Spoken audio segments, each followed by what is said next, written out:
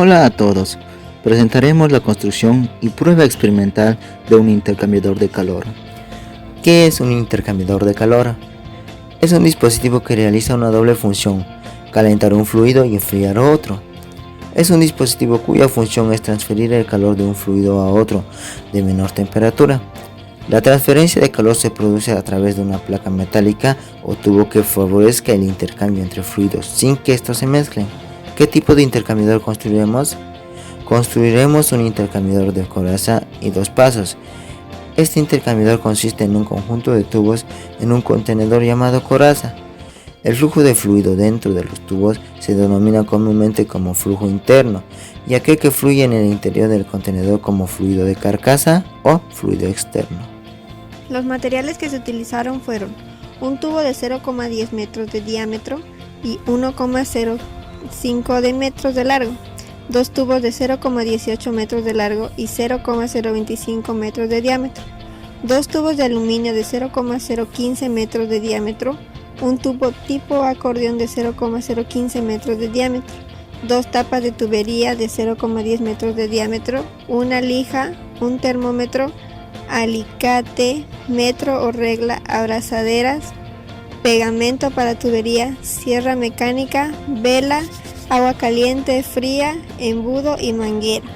Para la construcción se unieron los dos tubos de aluminio con el tubo tipo acordeón para simular la forma en U. Las puntas se ajustaron con las abrazaderas para proteger que no se despeguen. Posteriormente, el tubo de 100 centímetros de largo se hicieron dos perforaciones, uno en la parte de arriba derecha y uno en la parte de abajo en la izquierda. Estos para poder introducir los dos tubos de 18 centímetros de largo para que uno sea de entrada y de salida. Posteriormente, una de las tapas de los tubos se hicieron dos perforaciones para que los dos tubos de aluminio puedan sobresalir y así podamos introducir el agua y pueda salir. Una vez que los materiales de los tubos ya estuvieron cortados y pegados, se procedió a lijar y a pintarlo.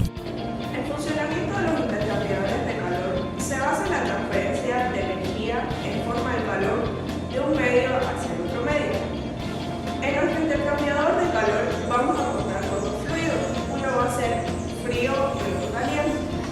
El fluido caliente va a entrar por nuestra parte superior izquierda, que es por acá, y el fluido frío va a entrar por la parte lateral inferior, que va a ser por acá, que este viene en forma de U. Los fluidos van a entrar al intercambiador, donde adentro va a existir un intercambio térmico y así vamos a lograr la transferencia de calor. Para los cálculos utilizaremos las siguientes fórmulas. Primeramente empezaremos a encontrar el coeficiente de transferencia de calor. Para esto necesitamos hallar Reynolds y Reynolds va a ser igual a la velocidad por el diámetro sobre la viscosidad dinámica sobre la densidad. Luego de esto procederemos a encontrar Nusselt. En Nusselt vamos a aplicar esta fórmula de cilindros que es aplicable cuando el Reynolds y Prandtl es mayor a 0,2. Entonces reemplazamos Reynolds que hemos encontrado y reemplazamos Prandtl que es de tabla. Luego de encontrar Nusselt procederemos a encontrar H que es el coeficiente de transferencia de calor. Esto va a ser igual a Nusselt por la conductividad térmica sobre el diámetro. Y debemos de encontrar el coeficiente de transferencia de calor para frío y para caliente. Entonces tendremos H1 y H2. Luego procederemos con el método de las medias logarítmicas. Necesitamos sacar la diferencial de la temperatura A y la diferencial de la temperatura B. La diferencial de la temperatura A va a ser igual a la temperatura caliente de entrada menos la temperatura fría de salida. Y la diferencial de la temperatura B va a ser igual a la temperatura caliente de salida menos la temperatura fría de entrada. Y procedemos a reemplazar los datos en la fórmula de la diferencial de la temperatura de media logarítmica. Y teniendo este resultado procedemos a encontrar U, porque necesitamos U para calcular el flujo de transferencia de calor. En U, como ya hemos hallado en el anterior, H1 y H2 reemplazamos. Teniendo U, podemos proceder a calcular el área transversal, que va a ser igual a pi por el diámetro por la longitud. Luego de esto hallaremos el flujo de calor, que va a ser igual a U por la transferencia de calor por la diferencial de la temperatura de media logarítmica. Para encontrar el flujo de calor por el método de las NTU, primeramente debemos de saber el flujo másico. El flujo másico debemos de hallarlo de esta manera, que va a ser el caudal por la densidad.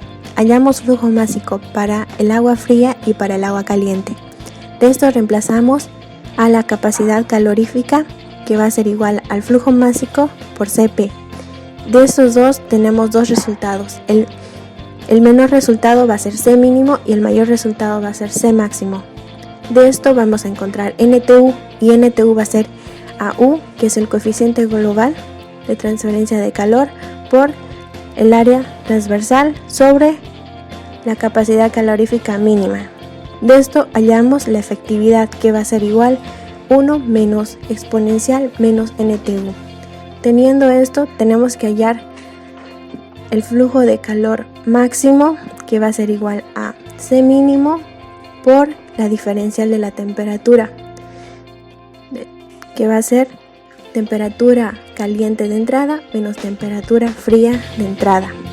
Con esto vamos a hallar el flujo de calor real, que es lo que tenemos que encontrar, que va a ser igual a la efectividad por el flujo de calor máximo, y tendremos nuestro flujo de calor por el método de las NTU.